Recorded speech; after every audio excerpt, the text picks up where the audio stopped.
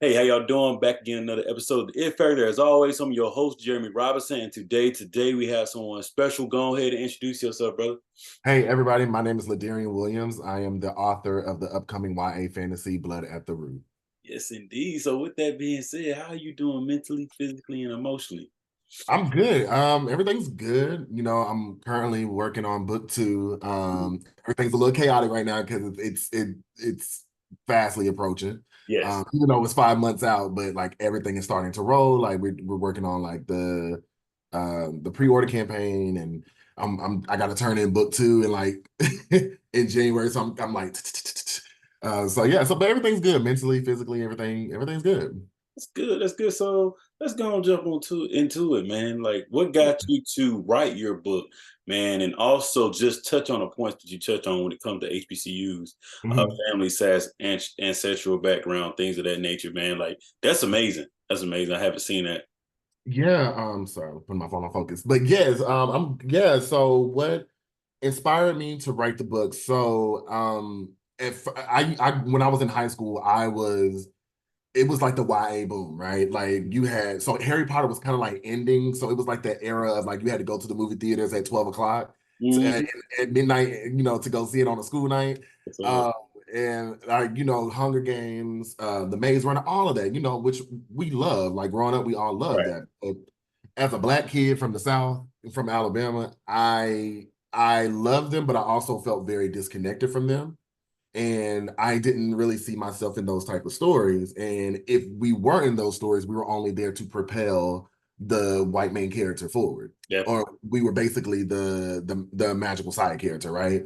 And so that kind of, and I read those books, and it kind of made me fall out of love with reading because it just wasn't, I just was not seeing anything. Definitely. Vampires, like apparently, you can't be a black vampire because the venom eats your mouth, like like just crazy stuff like that. It's crazy. Yeah. And so when 2020 happened, with the shutdowns and the riots and everything, just in my just stuck in the apartment, right? I would go to like the bookstores, um and and I would just try to pick up reading, and I would try to fall back in love with reading. Mhm. And so I would go to the YA fantasy section, I would go up and down, and I was like, there's something glaring here. Like, wait a minute. And I literally was searching. I was like, where are the black boys at? What, like, I don't Mhm. understand. Where the young black men who get to have like their fantastical stories, their love stories, that get to have cool magical powers. And I would search and search and search, and I would not see a book in the Mhm. YA fantasy section with a black boy on the cover. Right. And so something in me clicked. So that was like the first iteration. And then when I saw Beyonce's Black is King and like Lovecraft, like in one night, I was watching them all back to back. And I was like, yes, like something is like fired up inside of me. Uh-huh. And um, and so with that, and then I tweeted, what if Harry Potter went to a HBCU in the South? And Uh, when that tweet blew up and went viral, and people started like kind of like, you gotta write that, you gotta write that, and like started donating money, mhm. that's when I sat down and wrote, which a lot of people don't know, that the book actually started off as a TV show. I wrote it as a TV pilot. Okay. Um, and so I wrote what it wasn't called Blood at the Root then, but I just wrote about this black kid who gets accepted to a magical HBCU. And I'm like, what would a magical HBCU look like? I've never been to I went to college for 2 years, but I've never, like, my biggest regret is not going to a HBCU. So that's kind of like, also that was kind of like my yearning of like kind of like fulfilling that little boy's, that teenage boy dream, is to go to a HBCU. It's, Oh yeah, I wrote the first pilot of it, and with the short film, we shot it. It went viral again, and I'm thinking it's gonna make it. Like that's gonna put me in, even though Hollywood was shut down at the time. I was like, it's going, this is it, right? mhm. No. Oh man. That's when I started realizing that even though you can have the viral moments, the script, Yes. the the short film, the stories like this, they always want you to Throw some. have, want you to have more, or they throw a monkey in your wrench, right? Like they just say, no, it's not really for us. And so I became very depressed Mm. Like 20, like at the end of 2020, when things were starting to open up in 2021, Uh-huh. people were getting staffed. And I had this pilot script. Everybody was like, we love this pilot script. We love it. We love it. But I wasn't getting no jobs as a TV Mm. writer. Man. And in 2021, like I really fell into like a really deep depression about it because this story was, I started falling in love with the story even more. And I started falling in love with the characters with Malik and Mama Aya, his grandmother, and like that relationship. And so, I kind of like, I was like, well, maybe it's just not gonna happen. The whole hype around the short film kind of died down. Mhm. And I just felt like I was another writer with another story that was trying to get something to happen that wasn't going to happen. And so um, my friends were like, you should turn it into a book. And I was like, no, I'm good because publishing really don't like Black boys in fantasy for some reason. And that's when I was really radical, like Right. in my way of like thinking and like still am, but that was when I was really angry about a lot of stuff, what was going on in the world at that time. Um, so I was like, okay, well, I'll turn it into a book. I don't know what's gonna happen. We'll see. And I was like, I'll self-publish it because I'm not the publishers ain't gonna want this. I'll self-publish it. This is gonna be my magna and magnum opus, right? This is gonna be my Hmm. um so as I was working with a Black woman editor, she was helping me get it together, and she was like, and this was like March 2020. So I wrote the book. Sorry. So I wrote the book in Hmm. March 2021. I wrote the first draft in 12 days. And I Oh, was like, days? 12 days. Yeah, I wrote the first draft. Yeah. Because I only had the pilot. So Got I didn't know any other characters because the only characters that showed up in the pilot was like the grandmother and him and the little brother. you. Hmm. Uh, and so I had to create like this whole world. But it poured out of me, thankfully. And so Hmm. I locked myself in my apartment for 12 days and I wrote the first draft. And then that's when I knew I was like, okay, I have a book. I don't know what to do with it, but I have a book.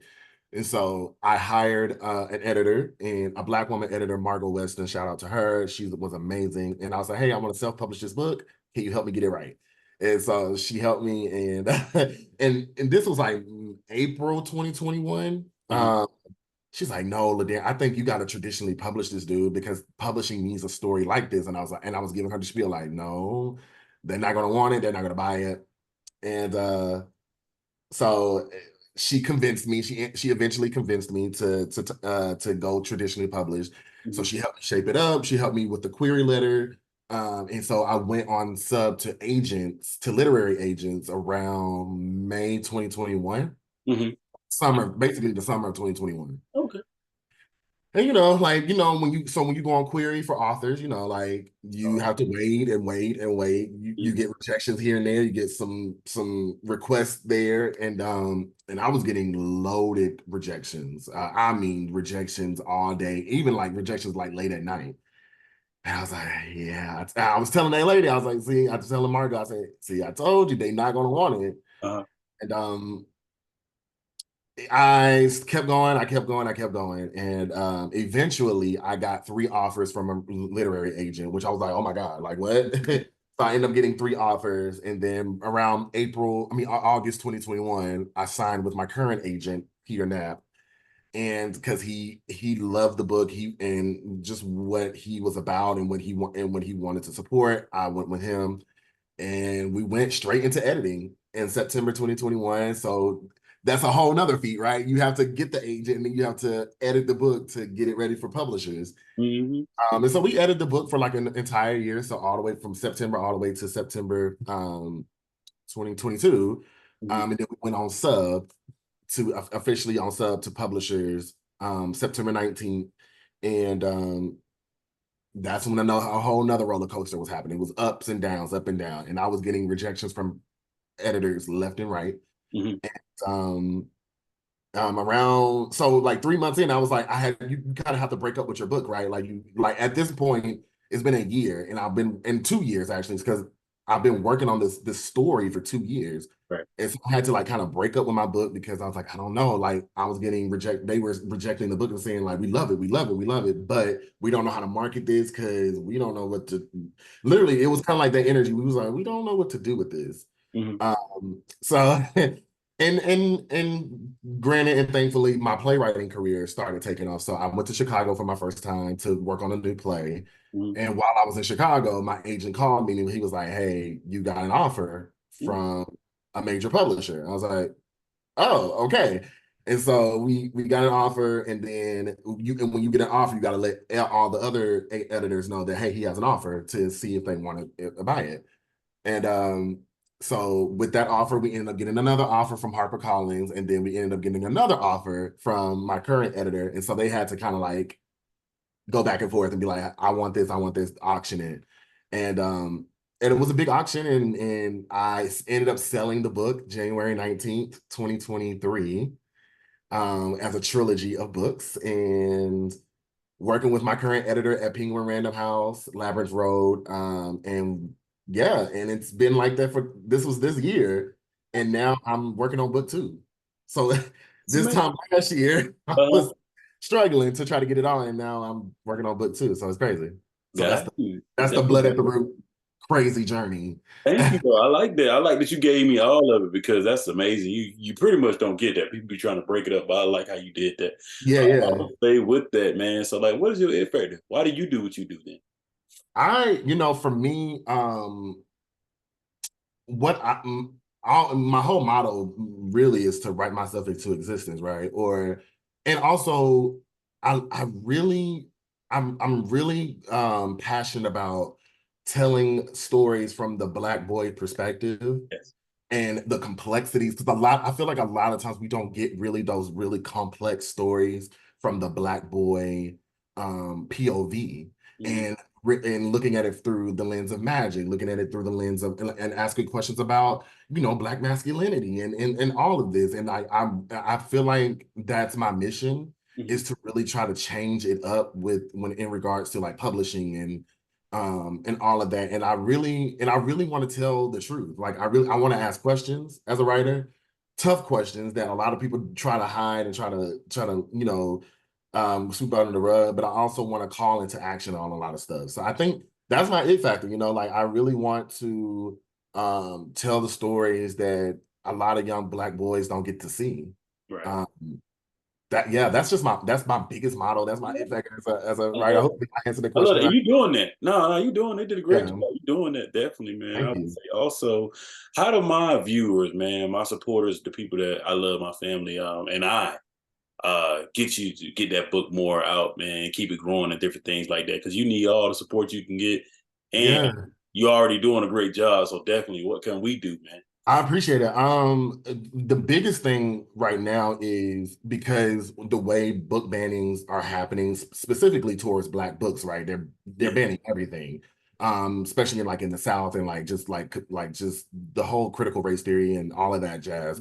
Um, is the really if anybody knows like educators, like teachers, especially at like predominantly Black schools, inner city schools, I really do believe this book will help heal and help edify and glorify a lot of people's experiences, Yeah.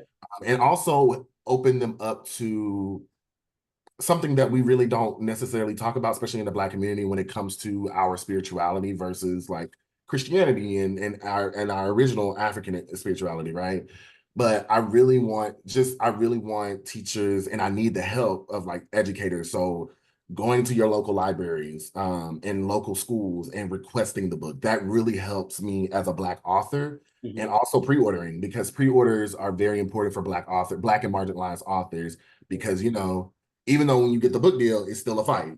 It Mhm. Less than 10% of published authors are Black. Yes. And so we have to support each other, and we have to uplift each other and buy each other work and share it. And you just retweet it. I mean, retweet is free 99. Yes. Yeah. Even people retweeting the book poster, right? And the pre-order link. You just never know. So I that's like my call to action for a lot of people, is just I need help.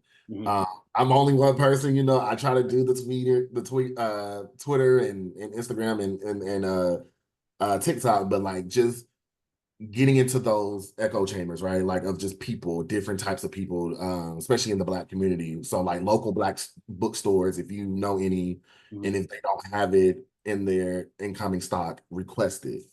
That will be a big help Yes, indeed. for Look, this we debut gonna novel. make that happen. We gonna make that Yeah, happen, man. yeah. Definitely, man. I work on making stuff like that happen, man. Because to be honest, that's what I want to do, man. When it comes to the podcast, when it comes to me being an author, and Mhm. also just getting things out. At the end of the day, we got to help each other. So Yeah, exactly. Yeah, that's exactly. even why I wrote it in there. I'm like, I got to see how I can go and help him, man. Because Yeah, I like yeah. what he's doing.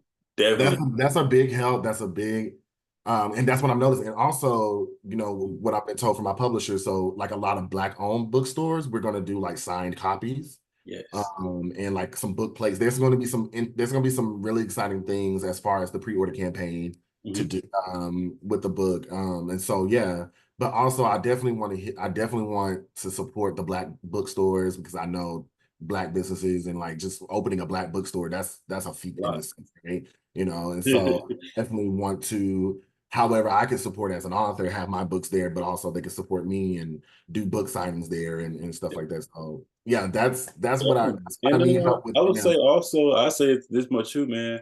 Like I have other people on the show, and you'll see, man, since now that you follow me and things of that nature, that anytime you have something come up, an event, or just because I'm in Georgia, man, don't mean I ain't got somebody that's there. So definitely, like, let me know, man. Okay. My wife would love to travel, but also let me know when you post stuff because I Okay. repost it, man. I definitely Okay. repost it if I see it. So definitely, that's something I say. But I got a few more questions, man. I Yeah, of course. what you having that first book wrote, and now to be blessed to have your second one coming in and you writing it, man, and you gonna have your whole series, bro. Like, what does that mean to you? Because now that you got a series, like, how do you even feel about it? Like, wow, this really happened. It it's weird because it hits me at random moments like because I was like a Lyft drive like literally last year I posted something because and it made me like very emotional when it came back because Twitter, I mean TikTok was like you posted this video on this day, right? So Mhm. like the other day like I posted a video of me like doing Lyft and Uber and like I was just so tired and like I was working on the book while I was driving people around LA because I live in LA and like you just deal with a lot of drunk people and I'm like, Lord, I don't want to do this anymore. I'm almost 30 years old and I've been writing since I was 17 years old. Like, I just want to write full time. Like, please let that happen. And to now, the moment that I got to quit doing Uber and now to be working on like a year later to be working on book two. And it's weird. It literally hits me at random moments. Like when I posted my book cover Yeah. on social media, I was like, oh my God, like I think about that little black boy from Helena, Alabama, Uh-huh. who loved books and who would look at the book cover and then go to the bag and read those books and I'd be like, damn, I really want to see myself and to see Malik, to see this black boy powerful and in glory and using his magic and he has the tree in the background and his ancestral like being is there, like it's so surreal and like and the book is not even out yet, and Definitely. just so it hits me at random moments. It really does. Like I'm working on book two. Like I'm in the cave like now, just typing away. And my roommate's like, "Dang, you typing really fast." And I'm like, "I'm in the cave. Like I Uh-huh. finished book two." So Focused. yeah, Focus, yeah. definitely. Me being an author, man, I know how it can go, bro. I'm from Fort Valley, Georgia, South Georgia, man. Now I live in Atlanta, and I would say that I commend you because I feel the same way, man. When I wrote my books, man, black man to be one to tell about my upbringing, and then now the art of networking to say how I get people like yourself, and even some people that make you scratch your head, like I really did this, and not even like to say like, oh, I brag about it. It's more of like, wow, you can do this, and how could I get this story out? So even in Yeah, writing it, man, it's to the heart, yeah, man. Definitely. yeah. I mean, it just showcased like for me like because I've been through like because I'm not only an author, right? I'm a Mhm. filmmaker and a Yeah. playwright. But I've been in the lowest of lows. I've seen like my friends now, like they looking at me like and they say how proud of they are of me because they know Hmm. I've been in the lowest, like in the low trenches Yes. of like trying to get this stuff like not even just the book, but my plays, right? Like just doing like little readings here and there, just trying to be this playwright and tell our stories like in the theater and having doors slammed in my face but like, oh no, your story doesn't really matter. You don't have the fancy degrees from Juilliard or just from fancy Definitely. college, right? You're a college dropout, you're trying to tell these stories, what are you doing? And like sell a book trilogy is just it's wild. And also having my plays now being produced all over the country. It's just wild. And it just goes to show like when you really keep at it, I mean, like Viola Davis said in her Tony Awards winning speech, she said, there was a time I couldn't see it with my eyes, I couldn't feel it with my hands, but I had to believe it in my heart. Like Yes. that ish is real. Like sometimes you're not gonna be able to see it, sometimes you're not gonna be able to feel it, right? But you have to believe it. Like whatever you want to do, like if you want to write, sing, dance, act, whatever, open your business, you have to. It starts here. You have to believe it there. So that's what I've been doing for the past 13 years of just writing and just believing. And yeah. I love that. So I would say also what would you like to be remembered for once it's all said and done? Yeah, I mean, I think for me, just I hope I'm remembered as people that I did my best, and like Hattie McDaniel says, because I wrote a play about her, I've Uh, done my best and God did the rest, right? And I really hope that people remember me as like he really wanted to tell Black people's story in all of its glory and all of its frustrations of being Black in this country and in this world. That he did it truthfully and he did it boldly, because it takes a lot of boldness to tell our stories and to ask questions and all and expose a lot of stuff, right? As creatives. So that's what I would love for people to remember me as. Is like he did it boldly and he did it truthfully. So Got you, man. With your book, and we got these 5 months coming, it's coming fast because yeah. December about to be over. Mhm. Yeah. With this being said, man, I would say with it coming May 7th, 2024, Mhm. what are some things you're looking forward to with the book tours, the promoting, different things like that, man? What are you Yeah. like? Wow, that Yeah, I'm really like just as far as like the disparity a lot of times like with like Black booktubers and like Black like bookstores, I would like I just want to be a part of like that chain of like going around HBCUs and like again because I've never got to have that experience and I yearn for that experience. Like I said, it's like one of my biggest regrets, but um just going around like different like and seeing young kids and even in high school, right, going to these schools and I'm really hoping to have like a community conversation Mhm, around this book. I really hope Black people see themselves in this yeah, book, old and young. mhm, Um, and I really hope that, yeah, I really hope just to be in community with a lot of people that I didn't get to meet, and a lot of authors and the Black authors and creatives. Um, especially in the South, because I think, like in my hometown, I think it would be kind of cool to have something like that to show, like who I don't know if there's a Black kid in a small town that does theater and love films, and he's like, I can't make it because I don't know how to get out. I hope that on my book tour I get to meet kids like that.